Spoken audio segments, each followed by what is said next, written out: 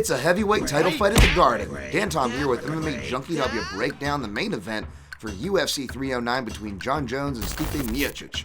Despite having an incredibly bad man in Tom Aspinall, defending now an interim title, and the baddest man on the planet, and the lineal UFC and really MMA heavyweight champion Francis Ngannou looming large, well, we are getting the title fight that Dana White and, well, to be fair, not just Dana White wanted. This was the title fight that was scheduled last year. Of course, that's the former champ Miocic going for his title once again, as he is already the most accomplished UFC heavyweight champion according to the stats. Of course, going against one of the greatest according to many, Jon Jones, who ruled the light heavyweight division, now the current UFC heavyweight champion. At the time of this video, the odds makers and the public are heavily favoring Jones in the neighborhood of minus 700, with the comeback on Miocic, your underdog, in the neighborhood of plus 440.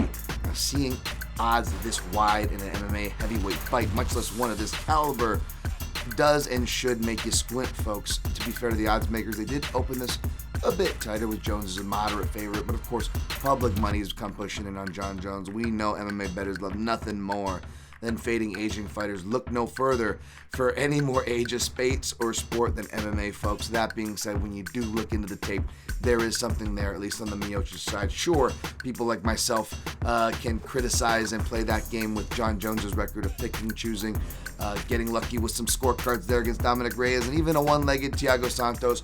But all that aside, you can play that very same game on the Miocic side, and there's a lot more to grab from there, unfortunately, on the negative side. As far as trends go, people were already questioning his chin trend from that first Ngannou fight, which was a victory, and of course he got knocked out his next fight against DC. But in that series with DC, as I point out in my rematch breakdown with Ngannou, you see Miocic start taking more disproportionate amounts of strikes that tend to trend further and further, and not so coincidentally, Stipe also sustained a ton of eye pokes that required subsequent surgeries in those series, and that was a big factor for me picking Big Fran in his second fight, of course losing that by knockout, which was last seen Miocic, well, in 2021, whereas Jones, he was last seen, of course, at UFC 285 at a nice matchup against Cyril Gane, but then again, how much of that was Gane kind of crap in the bed there, so to speak.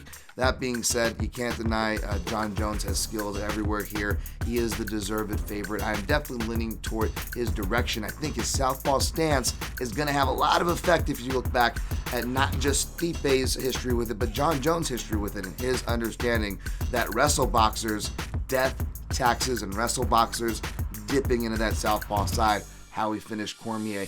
Let's see how he can do in this fight. I'm not saying that he's going to get a knockout on Stipe, but I do believe that he can pick him apart all the way in, all the way out, and have a ground advantage if he can keep Stipe there.